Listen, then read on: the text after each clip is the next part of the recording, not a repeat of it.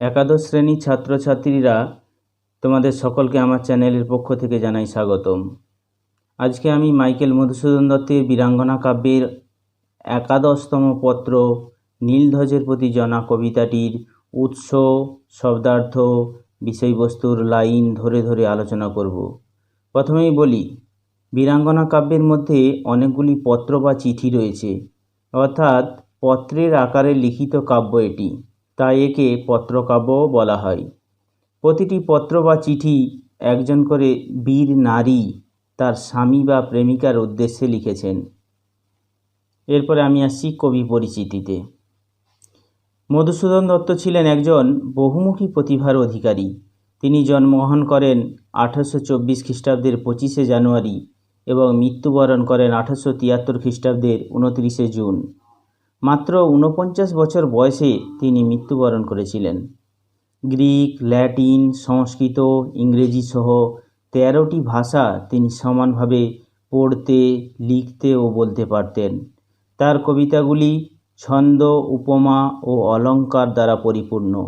তিনিই প্রথম বাংলা সাহিত্যে ব্ল্যাঙ্ক ভার্স এর অনুসরণে অমিত্রাক্ষর ছন্দের প্রবর্তন করেন। তার বিখ্যাত কয়েকটি কাব্যগ্রন্থ হল মেঘনাদ বধ, বীরাঙ্গনা, ব্রজাঙ্গনা ও তিলোত্তমা সম্ভব। আমাদের এই নীলধ্বজের প্রতি জনা আলোচ্য কবিতাটিতে আমরা অমিতাক্ষর ছন্দের ব্যবহার দেখতে পাব। মহাভারতের কাহিনীকে অবলম্বন করে মধুসূদন এই কবিতাটি রচনা করেছিলেন। এরপর আমি আসছি কবিতার পূর্বসূত্রে, অর্থাৎ কবিতাটিকে ভালো করে বুঝতে গেলে এর পূর্বসূত্রটা আমাদের সুন্দরভাবে বোঝা দরকার।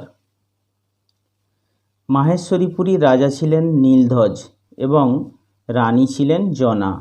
তাদের একমাত্র পুত্র হল যুবরাজ প্রবীর। একবার প্রবীর অর্জুনের ছাড়া অশ্বমেধ যজ্ঞের ঘোড়াকে আটক করেছিল, অর্থাৎ ধরে ফেলেছিল। এই ঘোড়াকে আটকানোর ফলে প্রবীরের সঙ্গে অর্জুনের যুদ্ধ হয়। এই যুদ্ধে প্রবীর মারা যায়।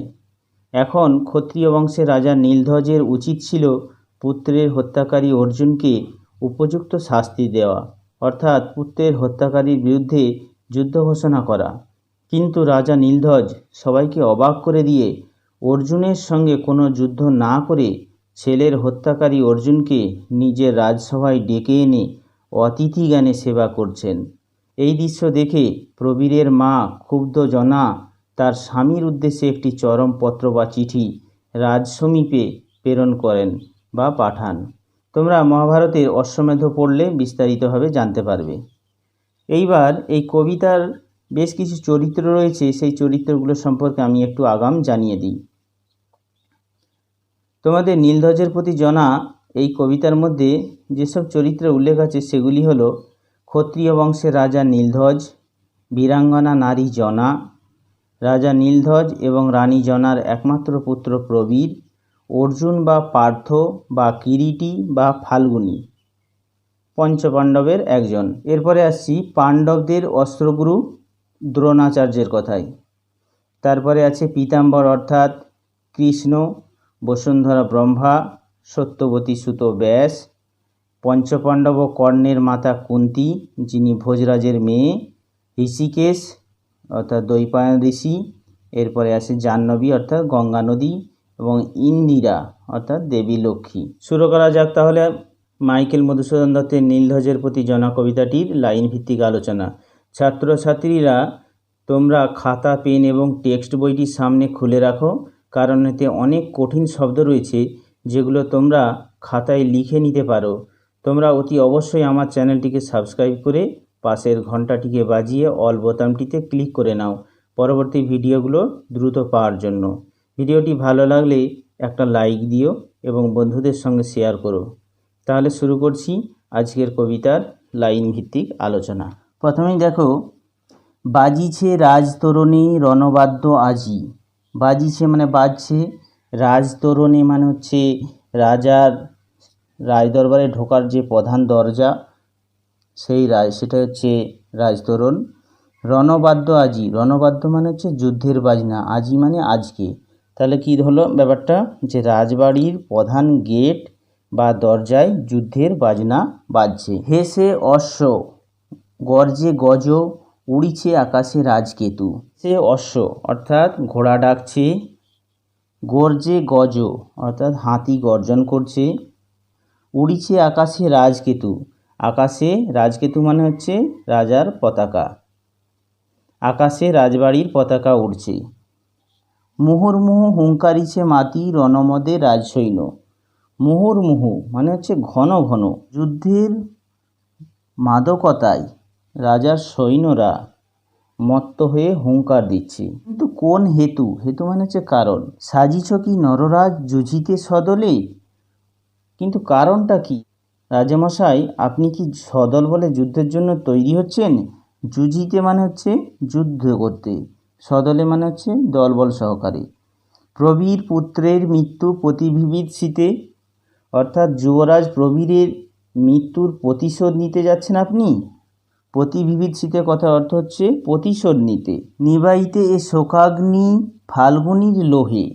দেখো, নিবাইতে মানে হচ্ছে নিভিয়ে ফেলতে, শোকাগ্নি মানে হচ্ছে শোকরূপ আগুন অথবা অর্জুনের আরেকটা নাম ফাল্গুনি, লোহে মানে হচ্ছে রক্তে। বলছে যে যুবরাজ প্রবীরের মৃত্যুর প্রতিশোধ নেওয়ার জন্য আপনি কি যুদ্ধের জন্য তৈরি হচ্ছেন? এই তো সাজে তোমারে, বলছে এইটাই তো তোমাকে মানায়। ক্ষত্রমণি তুমি মহাবাহু, যাও বেগে গজরাজ যথা যমদণ্ড সম শুণ্ড আস্ফালি নিনাদে। বলছে এটাই তো তোমাকে মানায়, তুমি ক্ষত্রিয় বংশের প্রধান শক্তিশালী বীর। এখানে মহাবাহু বলতে কিন্তু রাজা নীলধ্বজকে বোঝাচ্ছে। কীভাবে যেতে বলছে? যে হাতি যেমন শ্রেষ্ঠ হাতি, সে কী করে? মাথা উঁচু করে সুর দোলাতে দোলাতে যায়, কোনো কিছু তোয়াক্কা না করে। ঠিক একই রকমভাবে রানী জনা রাজা নীলধ্বজকে পুত্র হত্যার প্রতিশোধ নেওয়ার জন্য ওই শ্রেষ্ঠ হাতির মতো সুর দোলাতে দোলাতে যুদ্ধে যাওয়ার কথা বলছেন। যুদ্ধে গিয়ে কী করবে? টুটো কিরিটির গর্ব আজি রণস্থলে। বলছে টুটো অর্থাৎ ভেঙে ফেলো, ধ্বংস করে ফেলো কিরিটির গর্ব। অর্জুন বা পার্থের আরেকটা নাম হচ্ছে কিরিটি। সেই কিরিটির যে গর্ব বা অহংকার, আজকে এই যুদ্ধস্থলে তুমি সব ধ্বংস করে মানে মাটির সঙ্গে মিশিয়ে দাও। খণ্ডমুণ্ড তার আনশুল দণ্ড শিরে। তার বলতে এখানে অর্জুন বা পার্থ বা কিরিটির কথা বলা হচ্ছে। বলছে তার মাথা থেকে শরীর থেকে মুন্ডুটাকে আলাদা করে শূলদণ্ডের গেঁথে নিয়ে এসো আমার কাছে। অন্যায় সমরে মূঢ় নাসিল বালকে, অর্থাৎ অন্যায়ভাবে যুদ্ধ করে, সমরে মানে যুদ্ধ, সমরে যুদ্ধ করে মূঢ় মানে অবোধ বা নির্বোধ, নাসিল মানে হত্যা করলো, বালকে মানে যুবরাজ প্রবীরকে। যে যুদ্ধক্ষেত্রে অর্জুনের যত গর্ব সব আজ ভেঙে গুঁড়িয়ে দাও, শুলে চড়িয়ে তার মুন্ডটাকে খণ্ড খণ্ড করে আনো, অর্থাৎ অর্জুনের মাথাটাকে কেটে নিয়ে এসো।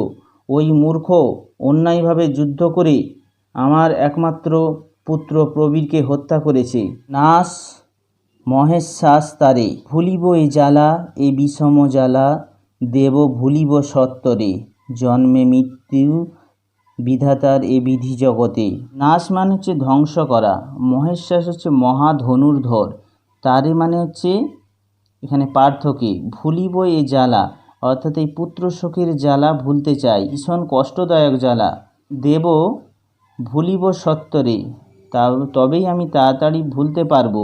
জনা বলছে যে রাজা নীলধ্বজকে, তুমি যদি অর্জুনকে হত্যা করতে পারো তাহলে আমার মনে সন্তান হারানোর যে বিষম জ্বালা রয়েছে সেটা তাড়াতাড়ি ভুলতে পারবো। বিধাতার এ বিধি জগতে, জন্মে মৃত্যু বিধাতার এ বিধি জগতে। বলছে আমি জানি, জনা বলছে আমি জানি জন্ম মৃত্যু সবই বিধাতার খেলা। ক্ষত্রকুল রত্ন পুত্র প্রবীর সুমতি, অর্থাৎ আমাদের ক্ষত্রিয় বংশের একমাত্র বীর সন্তান প্রবীর, সেই রত্ন মুখোমুখি যুদ্ধ করতে গিয়ে স্বর্গধামে চলে গেছে। কি কাজ বিলাপে প্রভু, পাল মহিপাল ক্ষত্রধর্ম ক্ষত্রকর্ম সাধভুজ বলে। বলছে যে এর জন্য প্রভু বিলাপ করে কি লাভ? বিলাপ না করে বাহুর শক্তি দিয়ে শত্রুর বিরুদ্ধে প্রতিরোধ গড়ে তোলো। জনা স্বামীকে পাল মহিপাল বলে পুত্রের হত্যাকারীকে যুদ্ধে হত্যা করার জন্য উৎসাহিত করছেন। তারপরে দেখো, হাই পাগলিনী জনা তব সভা মাঝে নাচিছে নর্তকী আজি, গায়ক গাইছে উতলিছে বীণাধ্বনি, তব সিংহাসনে বসিছে পুত্রহা রিপু, মিত্রোত্তম এবে সেবিছ যতনে তুমি অতিথি রতনে। আইরে পাগলিনী জনা, আমি ভাবছি আমার স্বামী যুদ্ধ করতে যাচ্ছে, কিন্তু আমি একই দেখছি। এই নর্তকী মানে হচ্ছে বাইজি। রাজদরবারে বাইজি নাচছে, গায়ক গান করছে, বীণা থেকে সুর উপচে পড়ছে। তোমার সিংহাসনের পাশে বসে আছে আমাদের পুত্রের হত্যাকারী শত্রু। রিপু মানে হচ্ছে শত্রু, পুত্রহা মানে পুত্রের হত্যাকারী। এখানে রাজা নীলধ্বজ রাজ্যকে বাঁচানোর জন্য ভয়ে ভীত হয়ে অর্জুনের সঙ্গে যুদ্ধে না গিয়ে অতিথির মতো যত্ন নিচ্ছেন, তার মনোরঞ্জনের জন্য নৃত্যগীতের আয়োজন করেছেন, আপ্যায়ন করছেন পরম বন্ধুর মতো। কি লজ্জা, দুঃখের কথা হাই কব কারে। জানা বলছেন, কি লজ্জা, এই দুঃখের কথা আমি কার কাছে বলবো। কব মানে হচ্ছে বলবো। হতজ্ঞান আজি কি হে পুত্রের বিহনে, হচ্ছে তুমি কি পুত্র শোকে জ্ঞান হারিয়েছ। হতজ্ঞান মানে হচ্ছে জ্ঞান হারানো, পুত্রের বিহনে মানে পুত্রকে হারিয়ে। মাহেশ্বরী পুরীশ্বর নীলধ্বজ রথী, মাহেশ্বরীপুরীর শক্তিশালী রাজা নীলধ্বজ। যে দারুণ বিধি রাজা আধারিলা আজি রাজ্য, হরিপুত্র ধনে হরিলা কি তিনি জ্ঞান তব। তুমি কি তোমার জ্ঞানটাকে হারিয়েছ। বিধাতা আমাদের সন্তানের মতো তোমার জ্ঞানটাকেও কি হরণ করে নিয়েছে। হরিলা মানে হরণ করে নেওয়া। তা না হলে কহ মোরে কেন এ পাষণ্ড পাণ্ডুরথী পার্থ তব পুরে অতিথি। তা না হলে তুমি আমাকে বলো, এই পাষণ্ড পাণ্ডব যোদ্ধা অর্জুন আমাদের বাড়িতে আজকে অতিথি হয়ে এসেছে কেন। কেমনে তুমি হাই মিত্রভাবে পরশ সে করো, যাহা প্রবীরের লোহে লোহিত। বলছে মিত্র মানে হচ্ছে বন্ধু, পরশ মানে হচ্ছে স্পর্শ করা, লোহে মানে হচ্ছে রক্তে। কেমন করে তুমি স্পর্শ করো ওই হাত বন্ধুভাবে, যে হাত প্রবীরের রক্তে রাঙা হয়ে রয়েছে। ক্ষত্রিয় ধর্ম এই কি নৃমণি, নৃমণি হচ্ছে রাজা নীলধ্বজ। কোথা ধনু কোথা তুন কোথা চম্ম অসি, তোমার ধনুক কোথায়, তোমার তীর রাখার জায়গা কোথায়, তোমার ঢাল কোথায়, তোমার তরবারি। নাভেদি রিপুর বক্ষ তীক্ষ্ণতম স্বরে রণক্ষেত্রে, মিষ্টালাপে তুষিছ তুমি কর্ণতার সভাস্থলে। কি কহিবে কহ, যবে দেশ দেশান্তরে জনরব লবে এ কাহিনী। বলছে যে যুদ্ধে তোমার তীক্ষ্ণতম তীরে শত্রুর বুক ভেদ না করে তুমি তাকে রাজসভায় ডেকে এনে মিষ্টালাপ করছো, অর্থাৎ মিষ্টি মিষ্টি কথা বলছো, তার তোষামোদ করছো। দেশ দেশান্তরে যত ক্ষত্রিয়রা রয়েছে তারা যখন তোমার এই কথা শুনবে, তারা তোমার সম্পর্কে কি ভাববে। কি কহিবে ক্ষত্রপতি যত, অর্থাৎ যত সব ক্ষত্রিয় রাজা রয়েছে তারা সব কি বলবে, কি ভাববে।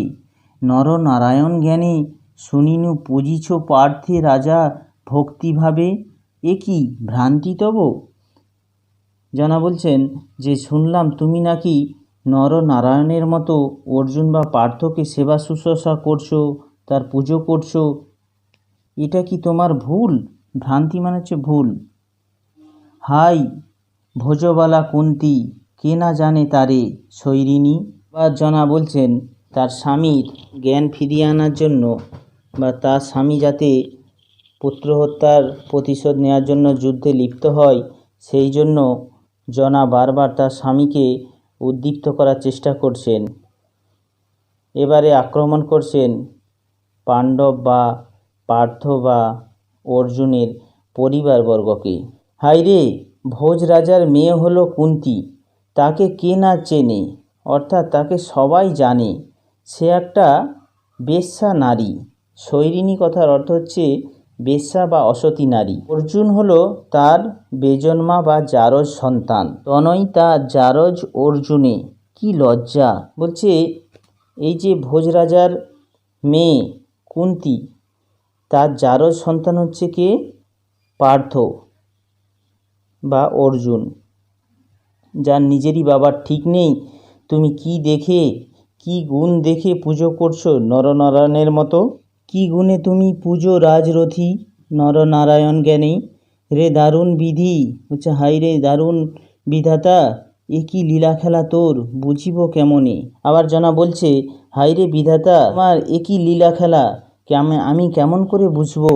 একমাত্র পুত্র দিয়া নীলি পুনতারে, অকালে আছিল মান, তাও কি নাসিলি।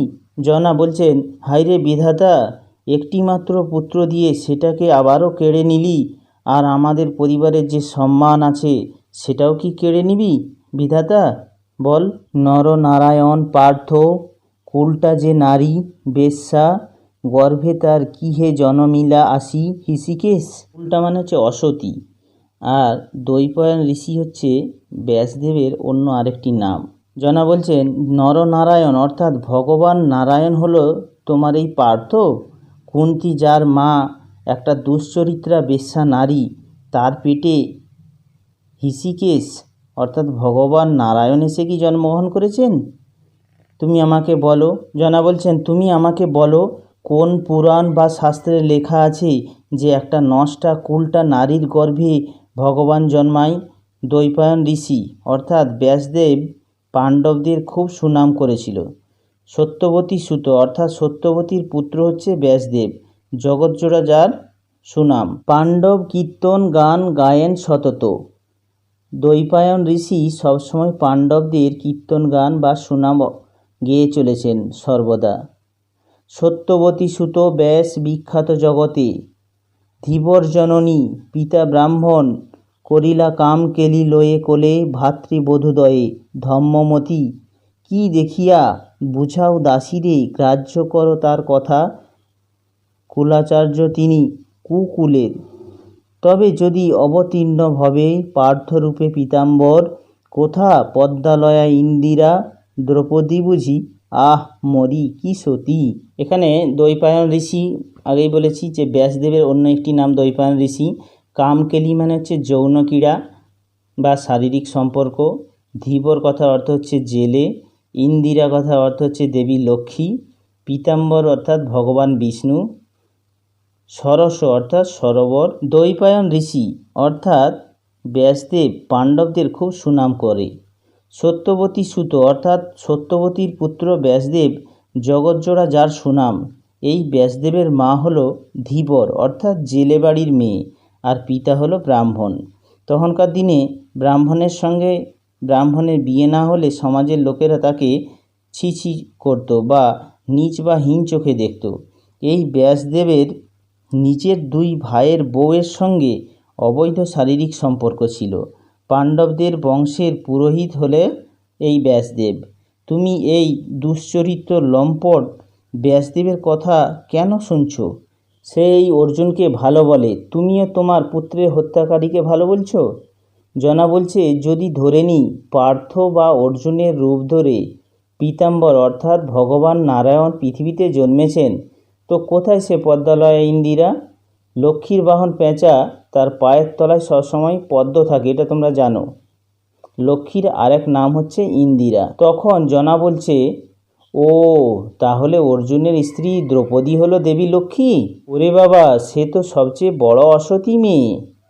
শাশুড়ি যোগ্যবধূ অর্থাৎ যেমন শাশুড়ি তার সেই রকম বৌমা। পৌরব সরসে নলিনী, অলির সখী, রবির অধীনী, সমীরণ প্রিয়া, ঠিক হাসি আসে মুখে, হেন দুঃখে, ভাবি যদি পাঞ্চালীর কথা, লোকমাথা রমা, কি হে এ ষষ্ঠা রমণী।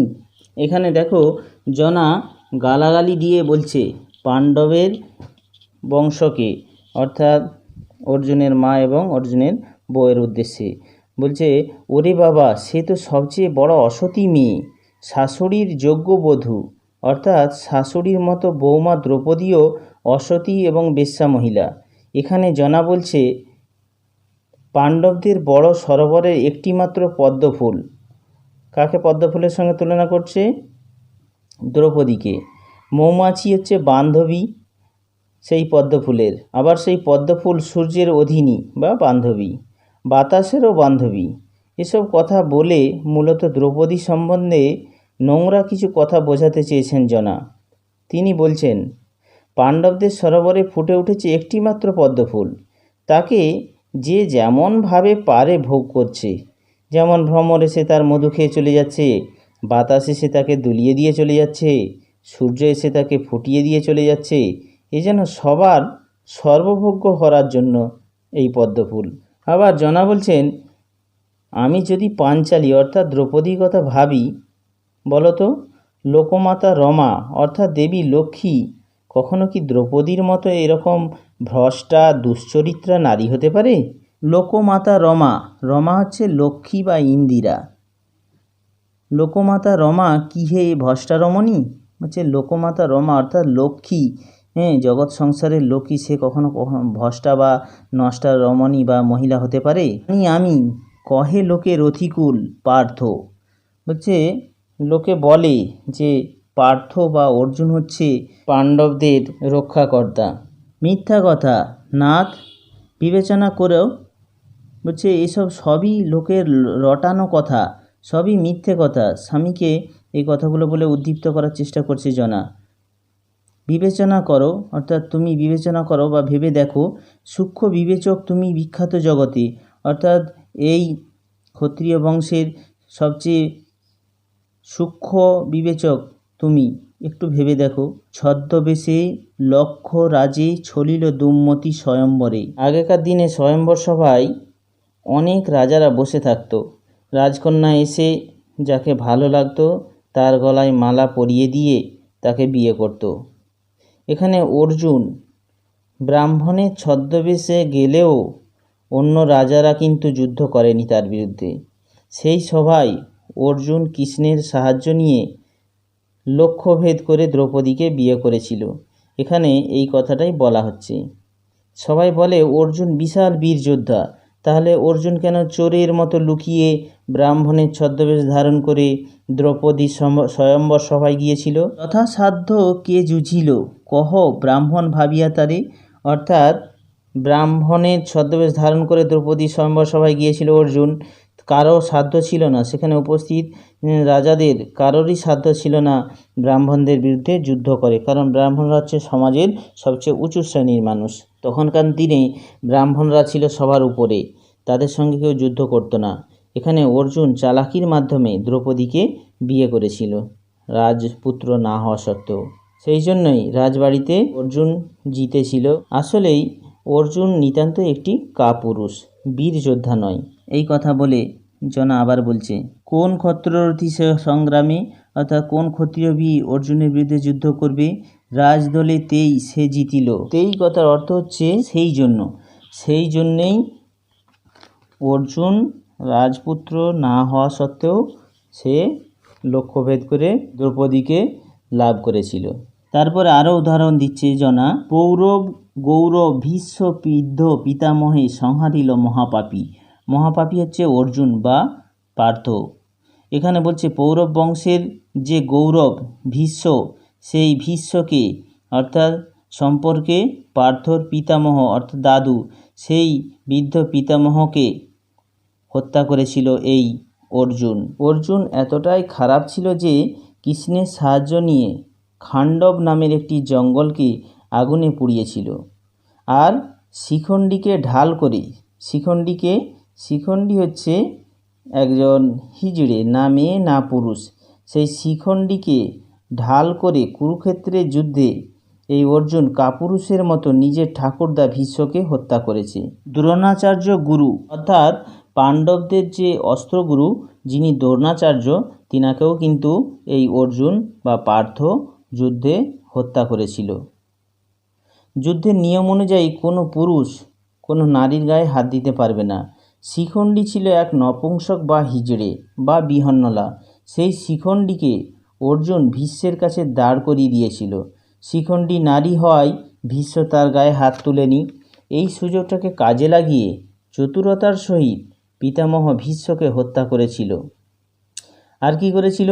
পাণ্ডবদের যে অস্ত্রগুরু দ্রোণাচার্য, তাকেও ছলনা করে অর্জুন হত্যা করেছিল। কি কুছলে নরাধম বধিল তাহারে দেখো সরি, সরি মানে হচ্ছে স্মরণ করে, অর্থাৎ কি ছলনার মাধ্যমে নরাধম অর্জুন তাদের অস্ত্রগুরু দ্রোণাচার্যকেও হত্যা করেছিল, মনে করে দেখো।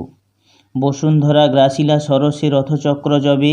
বসুন্ধরা অর্থাৎ পৃথিবীর মাটি যখন গ্রাস করে ফেলেছিল, অর্থাৎ মাটিতে রথের চাকা বসে গিয়েছিল, রথচক্র মানে যুদ্ধের রথের যে চাকা, কার রথের চাকা? এখানে কর্ণের রথের চাকার কথা বলা হচ্ছে। বলছে যুদ্ধক্ষেত্রে কর্ণের রথের চাকা বসুন্ধরা অর্থাৎ মাটিতে বসে গিয়েছিল, তখন কর্ণ প্রাণপণ চেষ্টা করে সেই রথের চাকা মাটি থেকে তোলবার চেষ্টা করছিল। সেই সময় অর্জুন পেছন থেকে গিয়ে তীর মেরে হত্যা করে। যবে ব্রহ্মশাপে বিকল সমরে মরি কর্ণ মহাযশা নাসিল বব্বর তারে। বর্বর এখানে অর্জুন বলছে যখন এই কর্ণের রথের চাকা মাটিতে পুঁতে গিয়েছিল, সেই রথের চাকাকে তোলবার জন্য কর্ণ যখন প্রাণপণ চেষ্টা চলেছে, সেই সময় ছলনার আশ্রয় নিয়ে পেছন দিক থেকে তাকে তীর মেরে হত্যা করেছিল এই বর্বর অর্জুন। কহ মোরে মানে বলো আমাকে, মহারথী পথা কি হে এই মহারথী। মহারথী পথা হচ্ছে একটা যুদ্ধের নিয়ম। এই যুদ্ধের নিয়ম না মেনে, যুদ্ধের নিয়ম কি? যুদ্ধের নিয়ম হচ্ছে কাউকে পেছন থেকে মারতে পারবে না। জনা বলেছে কি যে নীলধ্বজকে বলছে বলো আমাকে, এটাই কি মহারথী পথা, অর্থাৎ এটাই কি যুদ্ধের নিয়ম? আনাই মাঝারে আনি মৃগেন্দ্র কৌশলে। আনাই কথা অর্থ হচ্ছে ফাঁদে, ফাঁদের মাঝখানে আনি মানে এনে, মৃগেন্দ্র অর্থাৎ জঙ্গলের রাজা সিংহ, বধে ভীরুচিত ব্যাধ সে মৃগেন্দ্র যবে নাসে রিপু আক্রমে সে নিজ পরাক্রমে। কিনা তুমি জানো রাজা কি কব তোমারে। ফাঁদের মাঝে এনে সিংহকে ভীরু কাপুরুষ শিকারীরা হত্যা করে, কিন্তু সেই সিংহই যখন তার শিকারকে আক্রমণ করে, সে কিন্তু ফাঁদ ব্যবহার করে না, সে ছলনার আশ্রয় গ্রহণ করে না, সে সরাসরি নিজের শক্তিতে আক্রমণ করে তার শিকারকে হত্যা করে। এখানে জনা বলতে চেয়েছেন অর্জুনকে তোমরা মনে করো বিশাল শক্তিশালী যোদ্ধা, যদি তাই হতো সে কি দ্রৌপদী স্বয়ম্বর সভায় চোরের মতো ব্রাহ্মণের ছদ্মবেশ ধারণ করে যেত? সে কি কৃষ্ণের সাহায্যে খাণ্ডব জঙ্গল পোড়াতো? সে কি শিখণ্ডী নামক হিজড়েকে ব্যবহার করে নিজের পিতামহকে হত্যা করত? সে যদি বীর হতো তাহলে মহারথী পথা লঙ্ঘন করে কর্ণকে পেছন থেকে হত্যা করত না কখনোই। যারা কাপুরুষ হয় তারাই সিংহকে ফাঁদের মধ্যে এনে ছলনায় বা চাতুর্যের আশ্রয় নিয়ে সিংহকে যেমন হত্যা করে, কিন্তু সিংহ অর্থাৎ যে প্রকৃত বীর যোদ্ধা সে কখনো ছলনা আশ্রয় গ্রহণ করে না, যাকে হত্যা করে সরাসরি সামনে থেকেই আক্রমণ করে মারে। কি না তুমি জানো রাজা কি কব তোহারে। বলছে সবই তুমি তো জানো, তাহলে তোমাকে আমি কি বলবো। জানিয়া শুনিয়া তবে কি ছলনে ভুল আত্মশ্লাঘা। বলছে জেনে শুনে কি তাহলে তোমার এই ভুল হচ্ছে। আত্মশ্লাঘা কথার অর্থ হচ্ছে আত্মগর্ব। হচ্ছে জেনে শুনে তুমি তাহলে কি আত্মগর্ব করবে। মহারথী হাইরে কি পাপে রাজ শিরোমণি রাজা নীলধ্বজ আজি নত শির। হে বিধাতা পার্থের সমীপে কোন বীর দর্প পব মান দর্প কোথা। চণ্ডালের পদধূলি ব্রাহ্মণের ভালে। এই জায়গাটাতে আমরা লক্ষ্য করো, জনা বলছে যে তুমি সবই জানো, সবই বোঝো, তাহলে কেন তুমি পার্থ বা অর্জুনকে চিনতে ভুল করছো? তোমার তো অজানা কিছু নেই। আমরা কোন পাপ করেছি যে বিধাতা যার কারণে একজন হত্যাকারীর কাছে আপনার মতো একজন ক্ষত্রিয় বীর যোদ্ধা তার কাছে মাথা নিচু করে রয়েছে। হে নীলধ্বজ রাজা, কোথায় গেল তোমার বীরত্ব মান সম্মান? নীচ অর্থাৎ চণ্ডাল, এখানে পার্থকে চণ্ডাল বলা হচ্ছে অর্জুনকে, তার পায়ের ধুলো আজকে ব্রাহ্মণের কপারে উঠল, অর্থাৎ রাজা নীলধ্বজের কপারে উঠল। কুরুঙ্গির অশ্রুবাড়ি নিবাই কি কবু দাবানলে। কুরুঙ্গি কথা অর্থ হচ্ছে হরিণী। হরিণীর অশ্রুবাড়ি মানে চোখের জল কখনো জঙ্গলের দাবানল নেভাতে পারে? অর্থাৎ হরিণীর চোখের জল কি কখনো জঙ্গলের দাবানলকে নেভাতে পারে? কখনোই না। আবার উদাহরণ দিচ্ছেন যে কোকিলের কাকলি লহরী উচ্চনদী প্রভঞ্জনে নিরবয়ে কবে। উচ্চনদী মানে প্রচণ্ড আওয়াজ, প্রভঞ্জন কথা অর্থ হচ্ছে ঝড়, আর কাকলি লহরী হচ্ছে পাখিদের কলতান। বলছে কোকিলের আওয়াজ বা পাখিদের আওয়াজ কখনো কি ঝড়কে থামাতে পারে? বীর হয়ে কখনো কি ভীরুতা বা কাপুরুষতার সাধনা তোমাকে মানায়? তোমার এই ভীরুতা বা কাপুরুষতার কারণটা কি? ভীরুতার সাধনা তোমাকে কখনোই মানায় না। তুমি হচ্ছে একজন বীর যোদ্ধা, কিন্তু বৃথা এই গঞ্জনা। যেন আবার বলছে যে কিন্তু এই গঞ্জনা বা অপমান তোমাকে বৃথা করছি। গুরুজন তুমি আমার হচ্ছে গুরুজন, সম্মানীয়। পড়িব বিষম পাপে গঞ্জিলে তোমারে। তোমাকে অপমান করলে, তোমাকে অসম্মান করলে আমি অনেক পাপের মধ্যে ডুবে যাব, পাপের মধ্যে পড়ব। কুলনারী আমি, অর্থাৎ আমি বংশীয় নারী। নাথ অর্থাৎ নীলধ্বজ তার স্বামী।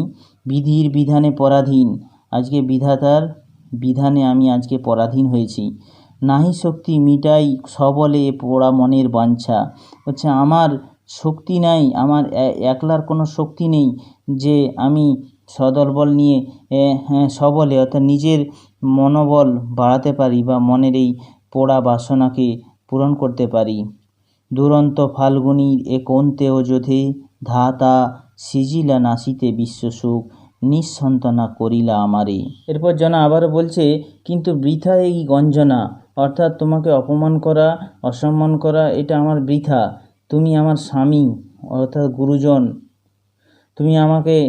আমি তোমাকে অসম্মান বা অপমান করলে ভীষণ পাপের মধ্যে পড়ব। আমি ক্ষত্রিয় বংশের মেয়ে, বিধির বিধানে পরাধীন আমি। আমার একা কোনো ক্ষমতা নেই যে শত্রুর মোকাবিলা করব, মনের জ্বালা মেটাবো। অর্থাৎ আমার এই পোড়া মনের বাসনা যে আমি একা একা পূরণ করব, সেই শক্তি আজ আমার নেই। দুরন্ত ফাল্গুনী, অর্জুনের আরেক নাম হচ্ছে ফাল্গুনী। সেই অর্জুন আমাকে নিঃসন্তান করেছে। তুমি পতি ভাগ্যদোষে বাম মম পতি। মম মানে হচ্ছে আমার, পতি মানে হচ্ছে স্বামী। তুমি কোন সাধেই প্রাণ ধরি ধরাধামে। বলছে তুমি আমার স্বামী, তুমি ও ভাগ্যদোষে আজকে আমার প্রতি বিরূপ, আমার কোনো কথাই তুমি শুনছো না। বলো আমি এই পৃথিবীতে কোন সুখে বেঁচে থাকবো। ধরাধাম মানে হচ্ছে পৃথিবী। হাইরে এ জনাকীর্ণ ভবস্থল আজি বিজন জনার পক্ষে। এ পোড়া ললাট লিখিলা বিধাতা যাহা ফলিলতা হা প্রবীর। হাইরে, যদিও জনার চারপাশে অনেক মানুষ, তবুও জনা সবার মাঝে থেকেও সে যেন নিঃসঙ্গ, একা, চারিদিক শুনশান ফাঁকা। আমার এই পোড়া কপালে বিধাতা যা লিখেছেন তা এক একে তো সব ফলে গেল। হা প্রবীর, এই হেতু ধরিনিকু তোরে 10 মাস 10 দিন নানা যত্ন সয়ে এ উদরে। কোন জন্মে কোন পাপে পাপী তোর কাছে অভাগিনী, তাই দিলি বাছা এ তাপ আশার লতা তাই রে ছিঁড়িলি। হা শুধিলি কি রে তুই এই রূপে মাতৃধার। জানা বলছেন হাই প্রবীর, এই জন্যই কি তোকে 10 মাস 10 দিন গর্ভে ধারণ করলাম অতি যত্ন সহকারে। কোন পাপে এই পাপী অভাগী তোর কাছে বল ঋণী, যে কারণে তুই আমাকে ছেড়ে চলে গেলি, আমার মনে এত দুঃখ দিলি। আশার লতাকে কেন তুই ছিঁড়ে ফেললি। হায় রে পুত্র, এভাবেই কি তুই মাতৃঋণ শোধ করলি আমার। জনা আবার বলছেন হা পুত্র, শুধিলি কি রে তুই এই রূপে মাতৃধার। মাতৃধার মানে হচ্ছে মাতৃঋণ। তুই কি এইভাবে মাতৃঋণ, মায়ের ঋণ শোধ করলি। এই কি রে ছিল তোর মনে, তোর মনে কি এই ছিল। কেন বৃথা পোড়া আখি বরশিস আজি বাড়িধারা। বলছে চোখকে বলছেন জনা, হাইরে পোড়া চোখ, কেন তুই আজকে জলের ধারা ঝরাস। রে অবোধ, কে মুছিবে তোরে। অর্থাৎ হাইরে জনা, অবোধ জনা নিজেকে অবোধ বলছেন, অবোধ জনা, কে মুছবে তোর চোখের জল। কেন বা জ্বলিস মন, কে জুড়াবে আজি বাক্য সুধারসে তোরে। পাণ্ডবের স্বরে খণ্ড শিরোমণি তোর। এখানে দেখো জনা নিজেকে নিজেই বলছেন, হাইরে পোড়া চোখ, কেন তুই আজকে জলের ধারা ঝরাস। হাইরে অবোধ জনা, কে মুছবে তোর চোখের জল, কে তোকে মিষ্টি কথা বলে সান্ত্বনা দেবে। পাণ্ডব চণ্ডালের তীরের আঘাতে তোর সন্তান মারা গেছে। বিবরে লুকায়ে কাঁদি খেদে, খেদে মানে আক্ষেপে। মর অরে মণিহারা ফণি, সাপ তার মণি হারিয়ে গর্তের মধ্যে লুকিয়ে যেন কাঁদছে। এখানে জনা তার একমাত্র পুত্র প্রবীরকে হারিয়ে একই রকমভাবে কাঁদছে। এ অংশে তোমরা দেখো জনা তার স্বামীর উদ্দেশ্যে অভিমান মিশ্রিত কণ্ঠে বলছে, যাও চলি মহাবল, যাও কুরুপুরে, নবমিত্র পার্থসহ মহাযাত্রা করি, চলিল অভাগী জনা পুত্রের উদ্দেশ্যে। অর্থাৎ বলছে জনা তার স্বামীকে বলছে, যাও তুমি তোমার পরম বন্ধু পার্থকে নিয়ে কুরুপুরে অর্থাৎ পাণ্ডবদের বাড়িতে, আমিও আমার পুত্রের মতো চলে যাচ্ছি এই জগৎ সংসার ছেড়ে। তারপরে দেখো, ক্ষত্রকুল বালা আমি ক্ষত্রকুল বধূ, কেমন এই অপমান সব ধৈর্য ধরি। ক্ষত্রিয় বংশের মেয়ে আমি, ক্ষত্রিয় বংশের বউ আমি, কেমন করে এই অপমান আমি সহ্য করব ধৈর্য ধরে। আমার পুত্রের হত্যাকারী অর্জুনকে বন্ধু হিসেবে গ্রহণ করে আমার কাছে চরম অপমান, এই অপমানের আমি কোনো মতেই সহ্য করব না। শেষে জনা বলছেন, ছাড়িব এ পোড়া প্রাণ জাহ্নবীর জলে, দেখিব বিস্মিতে। জাহ্নবী কথা অর্থ হচ্ছে গঙ্গা, আর বিস্মিতে মানে হচ্ছে ভুলতে। কীতান্ত নগরে মানে হচ্ছে জমালয়ে বা মরার পরে। লোভী অন্তে মানে অন্তে মানে শেষে। যাচি চির বিদায় ও পদে। জনা বলছেন, আমি গঙ্গার জলে ঝাঁপ দিয়ে আত্মহত্যা করতে চললাম। তুমি যখন ওই পাণ্ডবদের বাড়ি ছেড়ে তোমার প্রাসাদে ফিরে এসে ডাকবে, কোথায় জনা তুমি? ফিরি যাবে রাজপুরে প্রবেশিবে আসি। অর্থাৎ পাণ্ডবদের কুরুপুর থেকে যখন রাজা নীলধ্বজ তার রাজপ্রাসাদে ফিরে আসবেন, নরেশ্বর অর্থাৎ রাজা, কোথা জনা বলি ডাকো যদি উত্তরিবে প্রতিধ্বনি কোথা জনা বলি। অর্থাৎ জনা কি বলছেন, আমি গঙ্গার জলে ঝাঁপ দিয়ে আত্মহত্যা করতে চললাম। তুমি যখন ওই পাণ্ডবদের বাড়ি ছেড়ে তোমার বাড়িতে ফিরে আসবে, যখন এসে ডাকবে, কোথায় জনা তুমি, তখন তোমার কথাই তুমি শুনতে পাবে প্রতিধ্বনিত হয়ে। তোমার কাছেই ফিরে আসবে তোমার কথা, কোথা জনা তুমি বলে। কারণ ঘরটি তখন শূন্য থাকবে, জনা থাকবে না ঘরের মধ্যে। তো এই ছিল আজকের কবিতার আলোচনা। ভিডিওটি ভালো লাগলে অবশ্যই একটি লাইক দিও এবং বন্ধুদের সঙ্গে শেয়ার করো।